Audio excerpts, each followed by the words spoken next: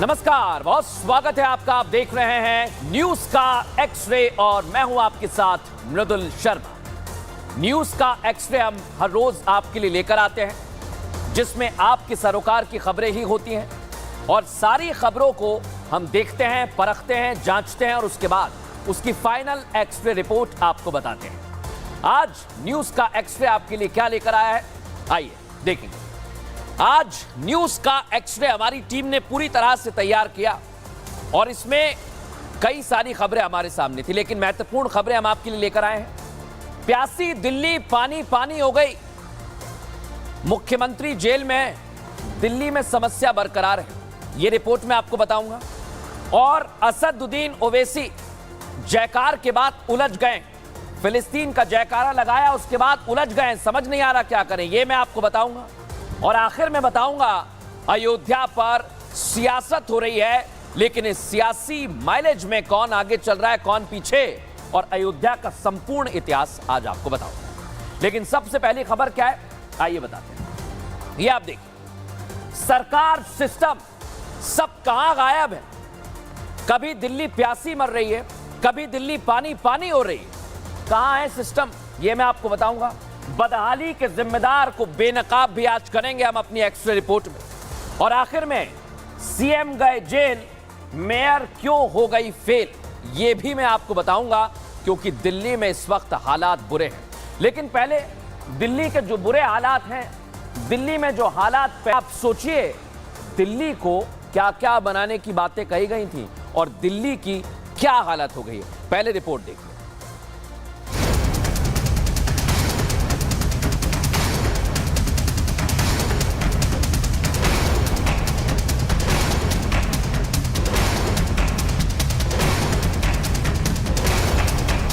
राम गोपाल के जन्मदिन से ठीक एक दिन पहले दिल्ली सरकार ने अव्यवस्थाओं का ऐसा तोहफा दिया कि नेताजी का समाजवाद सामंतवाद के कंधों पर सवार होकर अपनी कार तक पहुंचा। दिल्ली की बारिश में नेताजी को संसद पहुंचने में परेशानी हुई तो एनडीएमसी की लापरवाही पर मन का गुबार बाहर आ गया। एनडीएमसी को सावधान रहना चाहिए, बारिश में हर बार ऐसा होता है, लेकिन ये लोग इतने लापरवाह हो गए हैं कि ये नालियां ही साफ नहीं, पानी कहां से निकले, नाली बंद है सब, तो सड़क नहर बन जाती है। दिल्ली के ये लोग कल तक पीने के पानी के लिए टैंकरों के पीछे दौड़ लगा रहे थे। दिल्ली सरकार हरियाणा पर पानी ना देने का आरोप लगा रही थी, लेकिन मॉनसून की पहली बारिश ने दिल्ली सरकार की एक और लापरवाही की पोल खोल दी। इस बारिश ने बता दिया कि मुफ्त स्कीम वाली सरकार ने दिल्ली को अव्यवस्थाओं के दरिया में डुबा दिया है।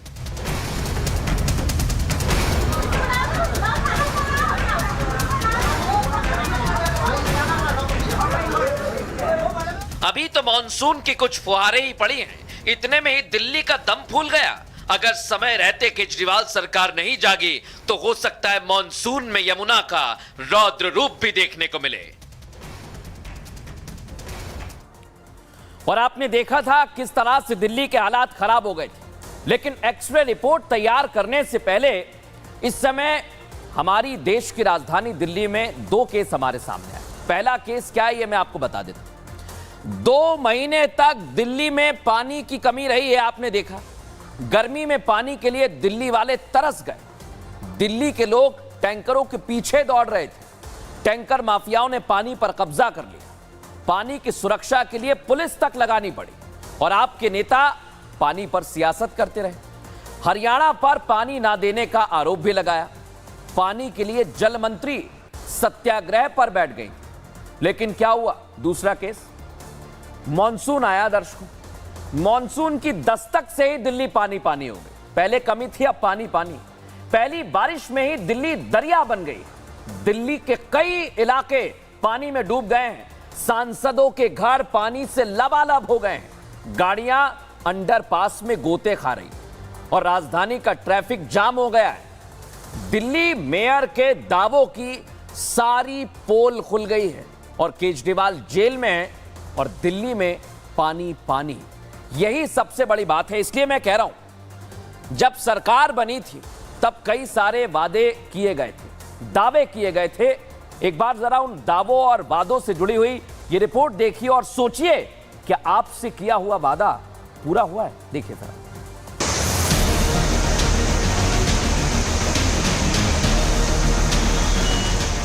के सीएम अरविंद केजरीवाल शराब घोटाले के आरोप में तिहाड़ में है। जल मंत्री सत्याग्रह करते करते बीमार हो गई। मेयर शैली ओबराय को समझ नहीं आ रहा कि इस जल संकट से कैसे उबरा जाए। यानी जनता ने जिन्हें दिल्ली को संभालने की जिम्मेदारी सौंपी, वो सभी दिल्ली को भगवान भरोसे छोड़ चुके हैं। जिन्होंने दिल्ली को पेरिस बनाने का दावा किया था, वो पेरिस तो बन न सका, वेनिस जरूर बन गया। जिन सड़कों पर कार दौड़ती थी, वहां गाड़ियां गोले खा रही हैं। जिन अंडरपास पर ट्रैफिक कम करने की जिम्मेदारी थी, वो अंडरपास बसों को निगल गए हैं। लगातार ही सवाल दिल्ली वाले उठा रहे हैं, क्यों नहीं ये कहा जाता है कि मॉनसून से पहले ही इन समस्याओं को लेकर के दिल्ली सरकार है क्यों नहीं लगातार प्रयत्न कर रही है।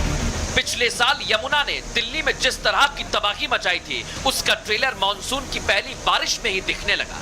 दिल्ली सरकार ड्रेनेज सिस्टम को मजबूत करने के बजाय पूरे साल एलजी से विवाद करती रही। जिन विभागों की कमान हाथ में थी, वहां भी काम की जगह जुमलेबाजी ही नजर आई। अभी तक जल मंत्री हरियाणा पर पानी ना देने का आरोप लगा रही थी, लेकिन आज के जल संकट पर आम आदमी पार्टी ने चुप्पी साधी है। ऐसे में बड़ा सवाल ये उठ रहा है कि जब मुख्यमंत्री जेल में रहेंगे तो दिल्ली की जिम्मेदारी कौन संभालेगा? क्या अरविंद केजरीवाल के बाद सरकार में कोई भी मंत्री ऐसा नहीं जो दिल्ली वालों की फरियाद सुन सके? आपकी फरियाद कौन सुनेगा, यह सवाल बना हुआ है। लेकिन अब मैं आपको सुनवाऊंगा दिल्ली के मुख्यमंत्री अरविंद केजरीवाल ने दिल्ली में किस तरह की सुधार की बात कही थी। आप सुनिए और सोचिए, क्या वो सुधार हुए हैं? पूरे दिल्ली में हम 380 झीलें बना रहे हैं, लेक्स। दिल्ली धीरे धीरे झीलों का शहर कहलाएगा। पूरी दिल्ली के अंदर आप जहां भी जाओगे आपको झीलें दिखाई देंगी, खूबसूरत। दिल्ली का खूब विकास करेंगे। मैंने कहा मोदी जी को, मैंने कहा कि आप तो इनको उजाड़ के लंदन पेरिस बनाना चाहते हो।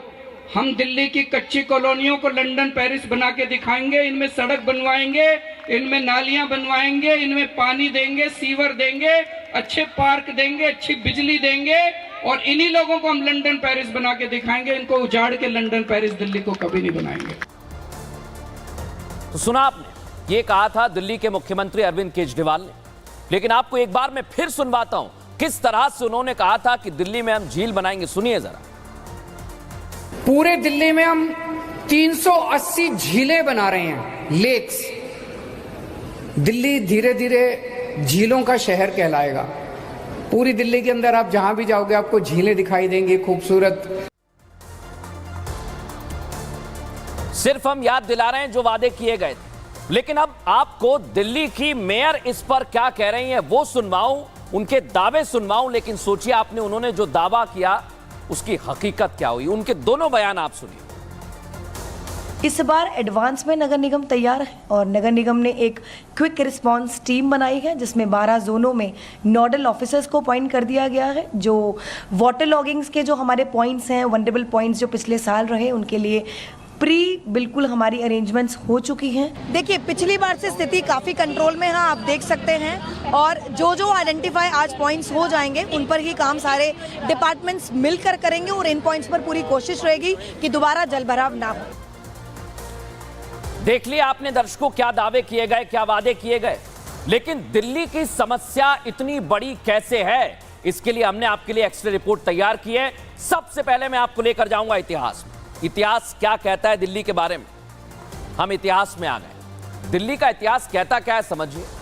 दिल्ली का ड्रेनेज सिस्टम 47 साल पुराना है। सोचिए जरा, 1976 में ड्रेनेज प्लान बना जो अब तक जारी है। सिर्फ 20 साल के लिए उस प्लान को बनाया गया था, लेकिन खींचते जा रहे हैं उसे। 1976 में दिल्ली की आबादी 25 लाख थी और साल 1900 के बाद दिल्ली में कई बार बाढ़ भी आई।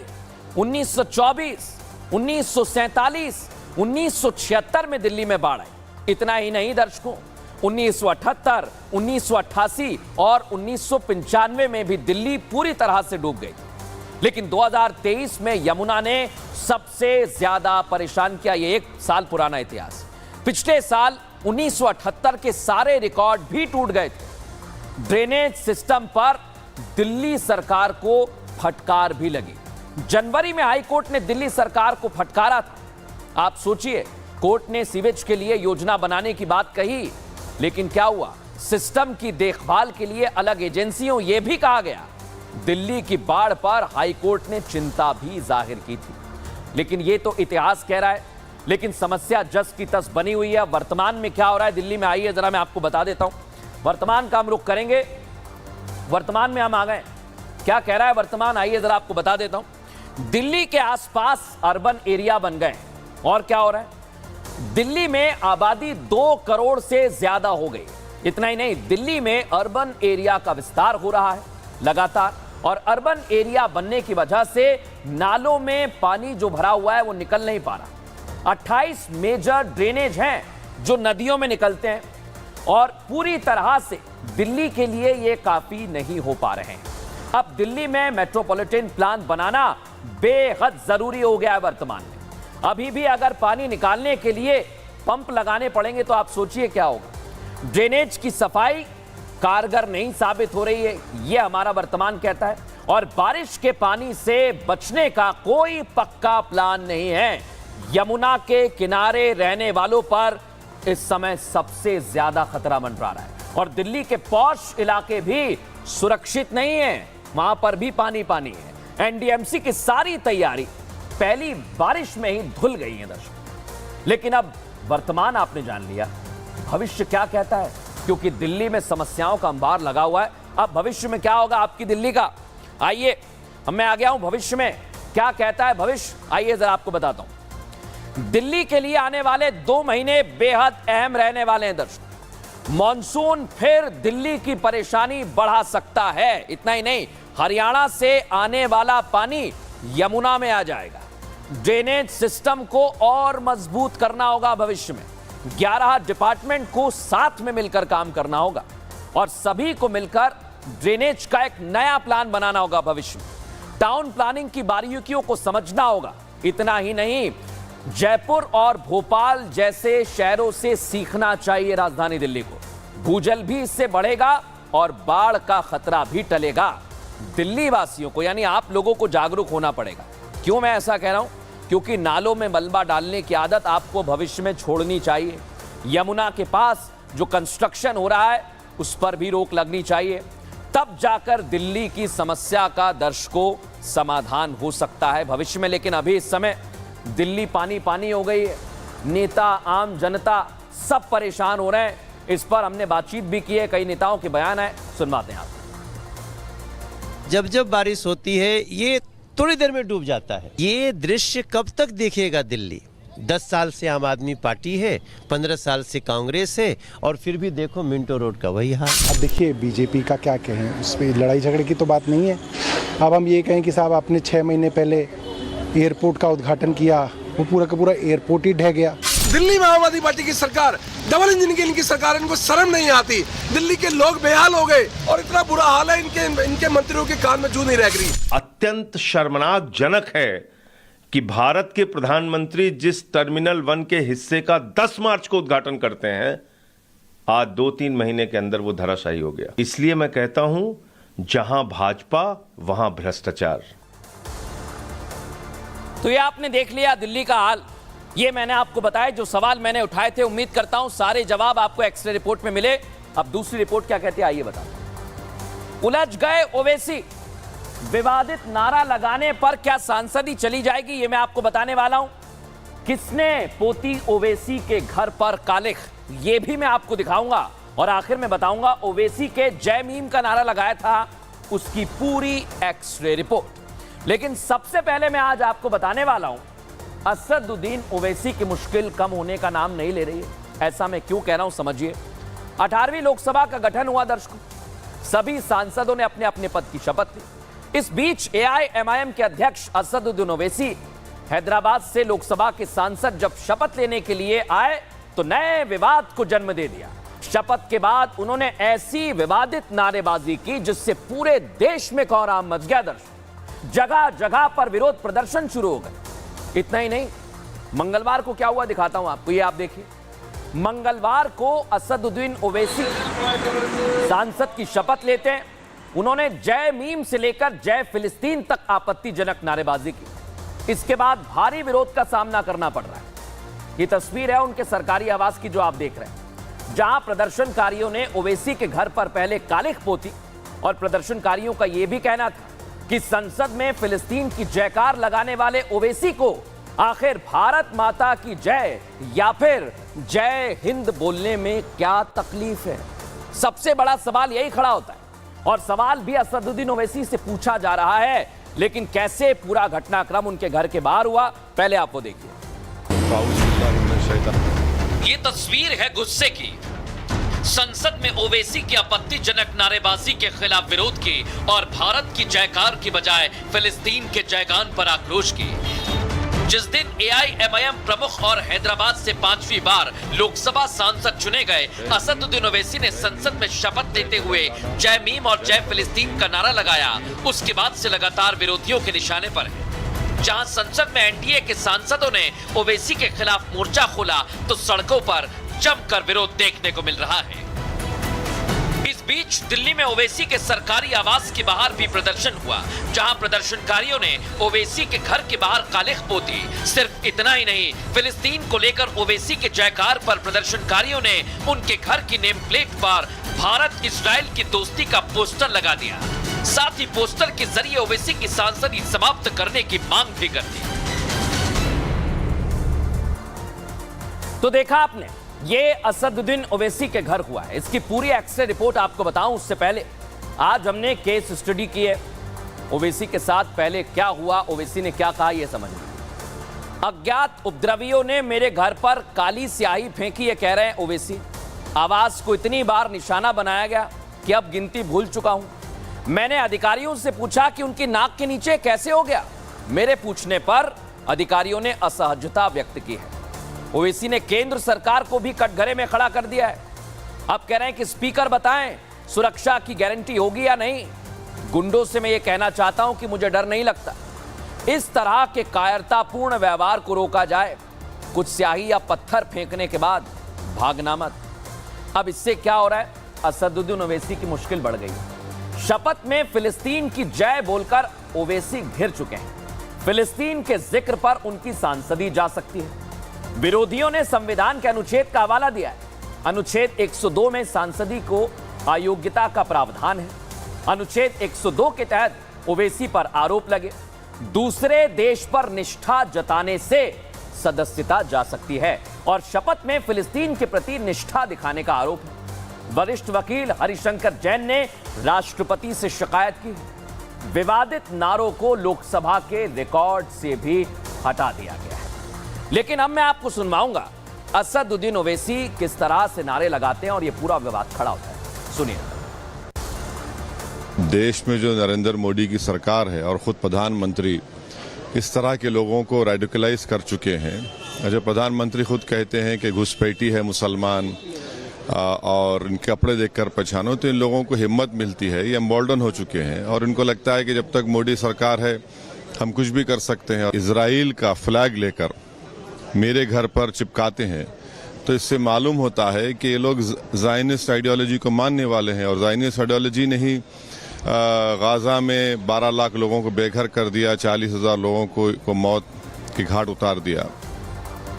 सुना, पहले संसद में फिलिस्तीन की जयकार करने के विरोध झेल रहे ओवैसी ने इसके लिए कट्टरवाद को जिम्मेदार बता दिया। लेकिन दूसरी तरफ भारत माता की जय बोलने से वो इनकार करते हैं। संसद में खुलेआम जय मीम का नारा लगाकर वो खुद क्या कट्टरवाद नहीं फैला रहे हैं, क्योंकि शपथ लेने के बाद ओवैसी ने जय भीम जय मीम की नारेबाजी की। लेकिन ये जय मीम क्या है दर्शक, क्या है ये जय मीम जिसका असदुद्दीन ओवैसी ने जिक्र किया है? इसके लिए हमने एक्सरे रिपोर्ट तैयार की है। लेकिन हमें कहां जाना होगा, पहले इतिहास में। इतिहास क्या कहता है मीम के बारे में, आइए आपको बताता हूं। मैं इतिहास में आ गया। साल 1927 में हैदराबाद में एक दल बनाया गया दर्शक। तत्कालीन निजाम की सलाह पर इस दल का गठन हुआ था। नाम था मजलिसे इत्तेहादुल मुस्लिमीन यानी मीम, MIM। और हैदराबाद का इस्लामीकरण करने के लिए इसका गठन हुआ था। इतना ही नहीं, कट्टरपंथी MIM ने हैदराबाद के लिए कुछ लक्ष्य भी रख लिए थे। आजादी से पहले हैदराबाद में इस्लामिक कानून की स्थापना करना था। इतना ही नहीं, MIM ने पाकिस्तान की मांग और जिन्ना का समर्थन भी किया था उस दौरान। साल 1948 में कासिम रिजवी MIM का अध्यक्ष था। क्या हुआ, निजाम की निजी फौज के तौर पर एमआईएम काम करता था। एमआईएम के सशस्त्र दस्ते के रूप में रजाकार भी तैयार किए गए थे दर्शकों, और रजाकारों की फौज ने हैदराबाद में कत्लेआम मचाया था। इतना ही नहीं, सरदार पटेल उन्होंने आदेश दिया और उसके बाद हैदराबाद में सैन्य एक्शन हुआ। 13 सितंबर 1948 को ऑपरेशन पोलो चलाया गया।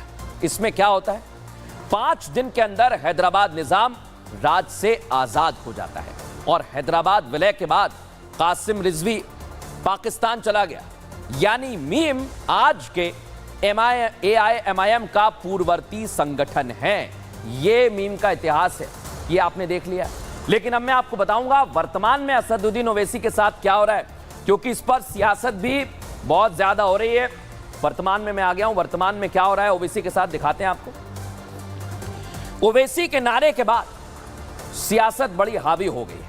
ओवैसी के बयान का हर जगह विरोध हो रहा है। इतना ही नहीं, उनके बयान पर माफी मांगने के लिए भी कहा जा रहा है। कई नेताओं ने परेशानी बढ़ा दी है क्योंकि उन पर निशाना साध रहे हैं। मुख्तार अब्बास नकवी, टी राजा ने भी बयान दिया है। टी राजा कह रहे हैं कि असदुद्दीन ओवैसी को फिलिस्तीन चले जाना चाहिए। चिराग पासवान और केसी त्यागी ने भी हमला बोला है। चिराग पासवान ने कहा है कि शपथ की गरिमा का ख्याल रखना चाहिए। केसी त्यागी ने कहा कि संविधान के खिलाफ है ये सब कुछ। ये निशाना साधा जा रहा है और मुस्लिम स्कॉलर भी ओवैसी के बयान की निंदा कर रहे हैं। जो उन्होंने जय फिलिस्तीन कहा उसकी निंदा कर रहे हैं, लेकिन विरोध के बावजूद असदुद्दीन ओवैसी अपनी बात पर अड़े हुए हैं।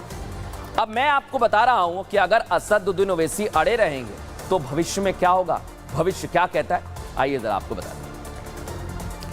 ये मैं आ गया हूं भविष्य में, क्या कह रहा है ओवैसी का भविष्य, आइए आपको बताता हूं। ओवैसी की विवादित नारेबाजी पर गुस्सा और ज्यादा बढ़ सकता है। इसे लेकर कानूनी मुश्किल में भी असदुद्दीन ओवैसी पड़ सकते हैं। नारेबाजी के खिलाफ एक्शन भी मुमकिन है। इतना ही नहीं, नारेबाजी का मामला चुनावों में भी गरमाएगा और विधानसभा चुनावों में बीजेपी इस मुद्दे को उठाएगी। जनता के बीच ओवैसी को भविष्य में जवाब भी देना होगा और संसद के नियमों के उल्लंघन की वजह से सांसदी भी जा सकती है। इस वाकये से फिलिस्तीन का मुद्दा भी प्रभावित होगा और भारत और इजराइल के संबंधों पर भी असर पड़ सकता है। ये संभावनाएं हैं, ये हम आपको बता रहे हैं। तो असदुद्दीन ओवैसी की मुश्किल अभी कम नहीं होगी, ये तो साफ हो गया है। और आपने ये भी जान लिया है कि उनके मीम का क्या इतिहास रहा है। तो सारे सवालों के जवाब आपको मिल गए होंगे, उम्मीद मैं करता हूं। लेकिन अगली एक्स्ट्रा रिपोर्ट बड़ी जरूरी है, दिखाते हैं। अयोध्या पर सियासत हो रही है। सियासी माइलेज कौन लेना चाहता है ये मैं आपको बताने वाला हूं, और राम को नकारने वाले राम के सहारे कैसे आ गए ये बताऊंगा। क्या है अयोध्या का संपूर्ण इतिहास, ये भी मैं आपको बताऊंगा।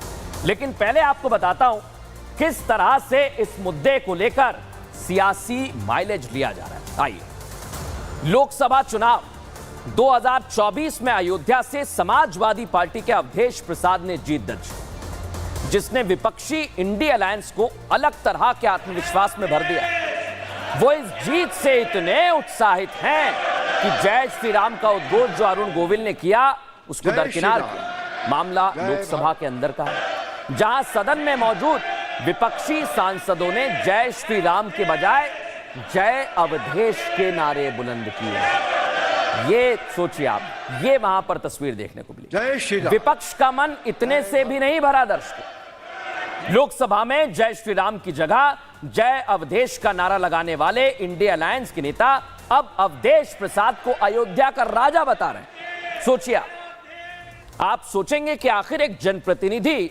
जिनका काम जनता से जुड़े हुए मुद्दे संसद में उठाने का है, सरकार के सामने लाने का है, वो जनता के सुख दुख में रहते हैं और जन कल्याण के काम करते हैं, वो आखिर राजा कैसे हो सकता है, यही सबसे बड़ा सवाल है। लेकिन मैं आपको बताता हूं कि यह विवाद खड़ा हुआ, इस पर सियासत कैसे आगे बढ़ रही है। देखिए उसके बाद एक्स्ट्रा रिपोर्ट। लोकसभा चुनाव में सपा का पीडीए फॉर्मूला काम कर गया। साइकिल ने वहां भी रफ्तार भरी जहां से पूरे सपा के कुनबे ने किनारा कर लिया था।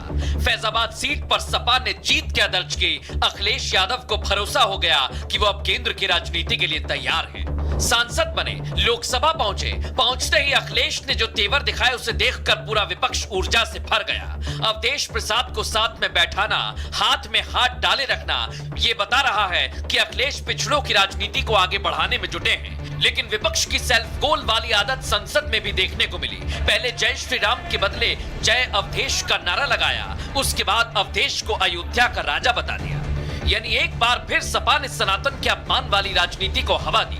जिस अयोध्या के राजा खुद प्रभु श्री राम हैं, उनसे अपने सांसद की बराबरी करना अखिलेश को महंगा पड़ सकता है। उत्तर प्रदेश में उपचुनाव है। अब देखना यही है कि प्रदेश की जनता सपा के इस बड़बोलेपन का जवाब कैसे देगी। अब सवाल सबसे बड़ा यही है, क्या ये वाकई बड़बोलापन है? क्योंकि इस मसले को लेकर सवाल उठाए जा रहे हैं। लेकिन मैं आपको बताता हूं आज के केसेस क्या है। दो केस हमारे सामने आए। पहला केस क्या कहता है? राम मंदिर से समाजवादी पार्टी ने दूरी बनाई थी। निमंत्रण के बाद भी प्राण प्रतिष्ठा में नहीं पहुंचे थे। समाजवादी पार्टी ने इसके बाद पीडीए फॉर्मूले से फैजाबाद में जीत हासिल की और अखिलेश यादव ने अवधेश को अयोध्या का राजा बता दिया। राजा बताने के पीछे अखिलेश की सियासी रणनीति है, हमारा केस कह रहा है। अवधेश प्रसाद पिछड़ों का बड़ा चेहरा रहे हैं और पिछड़े वोट बैंक पर सपा की नजर है। लेकिन इधर केस 2 क्या है? अवधेश को राजा बताए जाने से बीजेपी नाराज हो गई। अयोध्या के राजा सिर्फ प्रभु श्री राम हैं, बीजेपी कह रही है। और अखिलेश पर सनातन के अपमान का आरोप लगा रही है। सनातन का अपमान सपा का एजेंडा, यह भी कहा। सुधांशु त्रिवेदी ने आज विपक्ष पर जमकर निशाना साधा। विपक्ष को राम ने अपना अस्तित्व मनवा दिया है, ये कहा सुधांशु त्रिवेदी ने। लेकिन आज संसद में भी इस मसले को लेकर उन्होंने बड़ी बातें कही हैं। सुधांशु त्रिवेदी क्या कह रहे हैं, सुनिए जरा। मजेदार बात है कि अयोध्या की लोकसभा सीट पर हमें वांछित सफलता नहीं मिली और उसको लेकर इनके चेहरों के ऊपर जो चमक दिखाई पड़ती है, ये अपने आप में राजनीतिक विश्लेषकों के लिए एक फूड फॉर थॉट है। जो लोग ये कहते थे कि राम हुए नहीं, इसका सबूत दो, वो उत्तर से दक्षिण तक राम से जुड़े स्थानों का सबूत दे रहे हैं कि अयोध्या भी राम से जुड़ी थी, बस्ती भी जुड़ी थी, प्रयागराज भी था, रामटेक भी था, रामेश्वरम भी था। अरे आपको लगता है कि भगवान हमको हरवाने के लिए आए थे? नहीं, आपको अपना अस्तित्व मनवाने के लिए आए थे। श्री राम का विषय हमारे लिए हार जीत का विषय नहीं। हम 2 सीटों की पार्टी थे, तब भी उतनी श्रद्धा और निष्ठा के साथ खड़े थे। 303 पर वैसे ही खड़े और 240 पर भी वैसे ही खड़े हुए हैं। आपके लिए चुनावी हार जीत का विषय होगा, हमारे लिए चुनावी हार जीत का विषय नहीं है। अयोध्या का राजा बता दिया। अयोध्या का राजा कौन है, कैसे हैं, इसके लिए मैं आपको इतिहास में सबसे पहले लेकर चलता हूं। हमारी एक्सरे रिपोर्ट हमने तैयार की और हम चले गए इतिहास में। इतिहास क्या कहता है दर्शकों, मैं आपको बताता हूं। अयोध्या हिंदू पौराणिक इतिहास का पवित्र शहर है। प्रभु श्री राम की जन्मस्थली के रूप में प्रसिद्ध है। मान्यता है कि देव शिल्पी विश्वकर्मा ने अयोध्या को बसाया। पुराणों के अनुसार वैवस्वत मनु अयोध्या के पहले राजा थे। चक्रवर्ती सम्राट राजा भरत की राजधानी अयोध्या थी। कालिदास जी ने रघुवंशम नाम का एक महाकाव्य भी लिखा, जिसमें रघुकुल के 20 राजाओं का जिक्र है। काव्य में दिलीप, दशरथ, राम और कुश का भी वर्णन हमें मिलता है। काव्य में अग्निवर्ण को अंतिम राजा बताया गया है। लेकिन अयोध्या में राज परिवार की आज भी मौजूदगी है। राजा विमलेंद्र मोहन प्रताप मिश्र अयोध्या के मौजूदा राजा है। लेकिन पुराण क्या कहते हैं?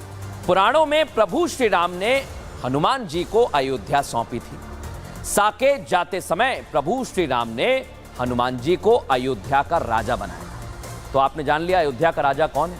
लेकिन वर्तमान में इसे लेकर क्या सियासी आरोप लगाए जा रहे हैं और अयोध्या में इस समय क्या हो रहा है, यह मैं आपको बताऊं। अयोध्या में क्या चल रहा है वर्तमान में, दिखाते हैं आपको। अयोध्या के असली राजा प्रभु श्री राम ही हैं, क्योंकि प्रभु श्री राम के आगमन के बाद अयोध्या बदल गई है। 500 साल बाद अयोध्या में रामलला विराजमान हो गए मंदिर में। सरयू के तट पर फिर से रोशनी है और हर महीने लाखों श्रद्धालु अयोध्या आ रहे हैं दर्शन के लिए। अयोध्या का नाम ही आपने देखा होगा, जो नया केंद्र अब भक्ति का बन गया है। रोजगार के नए अवसरों का निर्माण भी हुआ है, ये वर्तमान कह रहा है। और निवेशक अयोध्या में खिंचे चले आए हैं। इतना ही नहीं, अयोध्या में इंटरनेशनल एयरपोर्ट बन गया है और अयोध्या में 5 स्टार होटल्स भी बनकर तैयार हैं, 5 सितारा। ये पूरा विकास प्रभु श्री राम की कृपा से हो रहा है, ये भी अयोध्या वासी कहते हैं। लेकिन भविष्य क्या कहता है, सियासी माइलेज पर आइए मैं आपको लेकर चलता हूं, क्योंकि अभी बहुत कुछ होना है। इस पर आरोप प्रत्यारोप के बीच क्या कहता है भविष्य, आइए आपको दिखाता हूं। अयोध्या पर सियासत आगे भी जारी रहेगी, यह हमारा भविष्य बता रहा है। बीजेपी अयोध्या में फिर से तैयारी करेगी। क्यों कह रहा हूं मैं? क्योंकि भविष्य कहता है हार के कारणों पर मंथन किया जाएगा। मिल्कीपुर अयोध्या की विधानसभा सीट है जो अब खाली हो गई है और बीजेपी मिल्कीपुर सीट जीतने की पूरी कोशिश में लग जाएगी। सपा की नजर भी मिल्कीपुर सीट पर है और अवधेश प्रसाद के बेटे को वहां से टिकट दे सकती है, यह हमारा भविष्य कह रहा है। और अयोध्या में विकास कार्यों को इधर और ज्यादा रफ्तार दी जाएगी। स्थानीय मुद्दों का हल करने की भी कोशिश भविष्य में और ज्यादा तेज होगी और पर्यटकों को बढ़ावा देने का भी सरकार का लक्ष्य है। यानी अयोध्या अभी फिर से केंद्र में रहने वाली है। लेकिन इसे लेकर सवाल भी खड़े हो रहे हैं, सियासत भी खड़ी हो रही है। कौन क्या कह रहा है, सुनिए। लोकतंत्र रक्षक सेनानी ये खड़े हमारे साथ, अवधेश जी, राजा अयोध्या। हमारा तो एक ही राजा है, वो राम है। बाकी राम के अलावा मैं किसी को राजा नहीं मानता। जहाँ तक राजा का सवाल है तो मैं तो ये कह रहा हूँ, मेरे प्रति उनका सम्मान है और सम्मान का उद्गार उन्होंने किया, तो मैं उनका अभिनंदन करता हूँ, स्वागत करता हूँ। इन लोगों की बुद्धि ऐसी हुई तो प्रभु राम को ही रिप्लेस कर रहे थे। उन लोगों ने अपने सांसद ही को प्रभु राम की तुलना कर दी थी। तो ये इससे कहते हैं कि पूरी मति भ्रष्ट हो गई है और ये अपने पतन की ओर शुरू, बोलते ना शुरू नहीं हुए कि खत्म होने की तैयारी। आज आप अपने एक सांसद की तुलना प्रभु श्री राम से कर रहे हैं। आप इतने बड़े हो गए 37 सीट जीतकर कि प्रभु श्री राम की धरती पर खड़े होकर आप प्रभु श्री राम से अपनी तुलना करने लग गए। न्यूज के एक्सरे में तीनों रिपोर्ट हमने आपको दिखाई। उम्मीद करते हैं कि आपको पसंद आएगी और सारी रिपोर्ट्स लेकर हम आपके लिए फिर हाजिर होंगे। एक छोटा सा ब्रेक ले रहे हैं, बने रहिए रिपब्लिक भारत के साथ। नमस्कार।